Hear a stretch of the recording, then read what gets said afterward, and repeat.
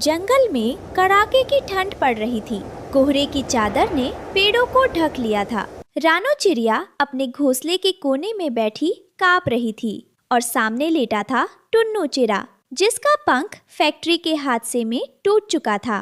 टुन्नू ने रुआंसे स्वर में कहा, रानो, बच्चों को आज क्या खिलाओगे? मेरे पास तो अब पंख भी नहीं बचे कि दाना ला सकूं।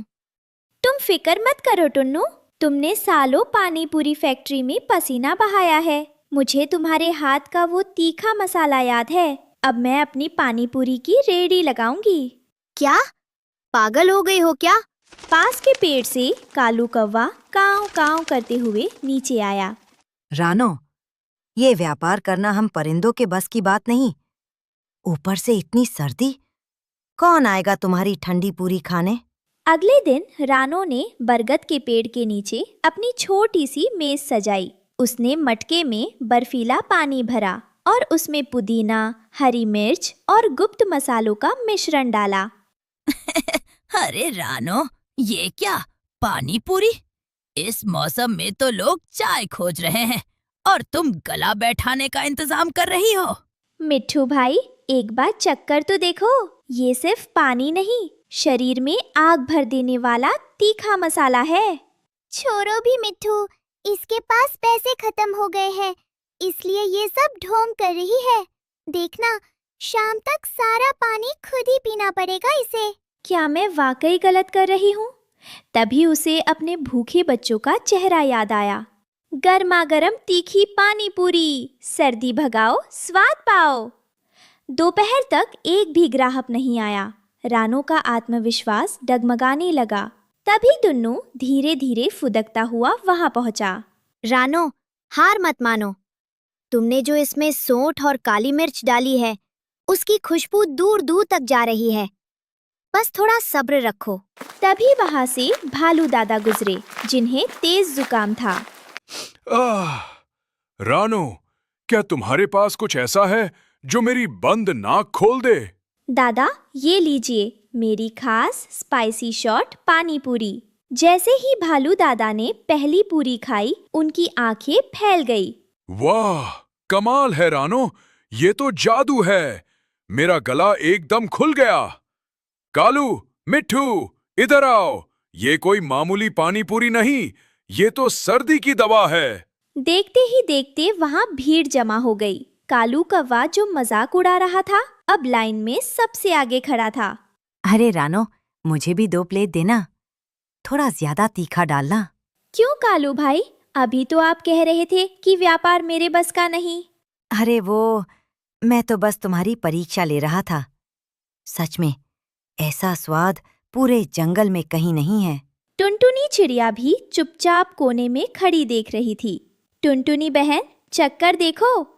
हम पंछियों की असली ताकत एक दूसरे को नीचा दिखाने में नहीं, बल्कि मुश्किल में साथ देने में है। मुझे माफ कर दो रानो, तुम्हारी मेहनत ने मेरी सोच बदल दी। महीनों बीत गए। अब रानो की पानी पूरी की दुकान जंगल का सबसे मशहूर अड्डा बन चुकी थी। उसने अब 2 और बेरोजगार चिड़ियों को काम पर रख लिया था। टुन्नू अब हिसाब किताब संभालता था। एक शाम जब सूरज ढल रहा था, रानो, तुमने सिर्फ हमारा घर नहीं संभाला, बल्कि जंगल के उन परिंदों को भी रास्ता दिखाया जो किस्मत के भरोसे बैठे थे। टुन्नू, जब तक हमारे पास अपनों का साथ और खुद पर भरोसा है, कोई भी सर्दी हमारे इरादों को जमा नहीं सकती। बस मेहनत का मसाला सही होना चाहिए। रानो चिड़िया की सफलता की गूंज अब केवल उस बरगद के पेड़ तक सीमित नहीं थी। उसकी तीखी पानी पूरी का स्वाद हवा के झोंकों के साथ पड़ोस के जंगल तक पहुंच चुका था।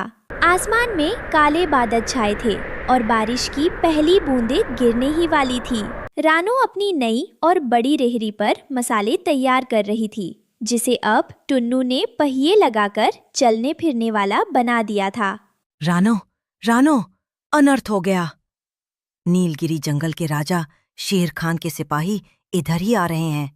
सुना है उन्हें किसी ने तुम्हारी पानी पूरी के बारे में बताया है और वे बहुत गुस्से में हैं। रानो, चलो यहाँ से भाग चलते हैं। बड़े लोगों का स्वाद बिगड़ गया तो हमारी खैर नहीं। भागना समाधान नहीं है टुन्नू। अगर राजा आ रहे हैं तो उनका स्वागत स्वाद से करेंगे। डरने की क्या बात। तभी झाड़ियों को चीरते हुए शेर खान आए। कौन है वो चिड़िया जिसका जिक्र शहर के बाजारों तक हो रहा है? क्या तुम्हारी ये छोटी सी पूरी मेरी भूख मिटा पाएगी? महाराज, भूख तो मांस मिटाता है, लेकिन ये पानी पूरी आपकी रूह को तृप्त कर देगी। बस एक बार आजमा कर देखें। रानो ने पूरी में उबले चने, थोड़ा सा सौंठ और अपना सीक्रेट स्पाइसी पानी भरा। शेर खान ने उसे अपने पंजे से धीरे से उठाया और मुंह में रखा। पूरा जंगल सांस रोककर देख रहा था। अचानक शेर खान की आंखें चमक उठीं। उफ, ये तीखापन, ये खटास। रानो, तुमने तो मेरे गले की सारी सुस्ती ही उड़ा दी। मुझे और चाहिए।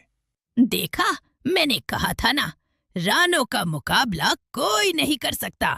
शेर खान ने रानो को अपने राज्य में शाही स्नैक पार्टनर बनने का न्योता दिया। अब रानो के पास चुनौती बड़ी थी। उसे बड़े पैमाने पर उत्पादन करना था। रानो, मैं और मेरी सहेलियां भी काम देना चाहती है। हम सब बेरोजगार हैं। क्या तुम हमें सिखाओगी? बिल्कुल टुनटुनी, अब हम एक महिला सहकारी समिति बनाएंगे। तुम लोग पूरियां तलोगी, मिट्ठू भाई होम डिलीवरी संभालेंगे और कालू भाई मार्केटिंग करेंगे। मार्केटिंग? वो क्या होता है?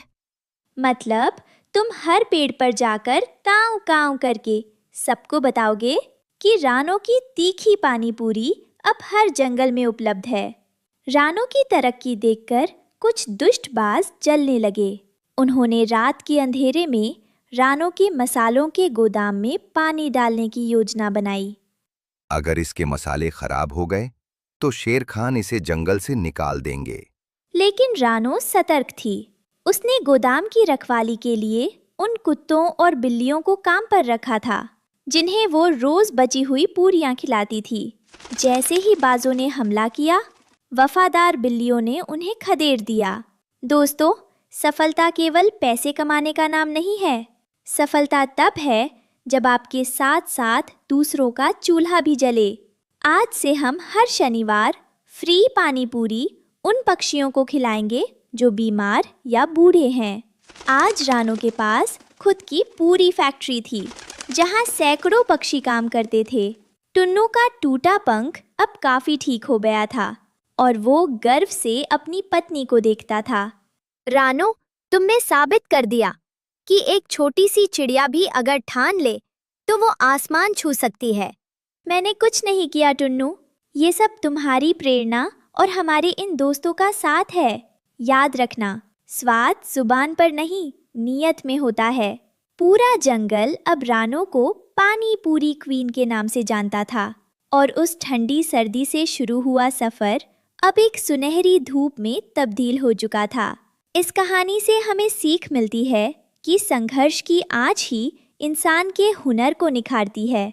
दुनिया चाहे जितना संदेह करे, आपकी मेहनत ही सबका मुंह बंद करती है और अंत में जीत स्वाद की नहीं, संकल्प की होती है।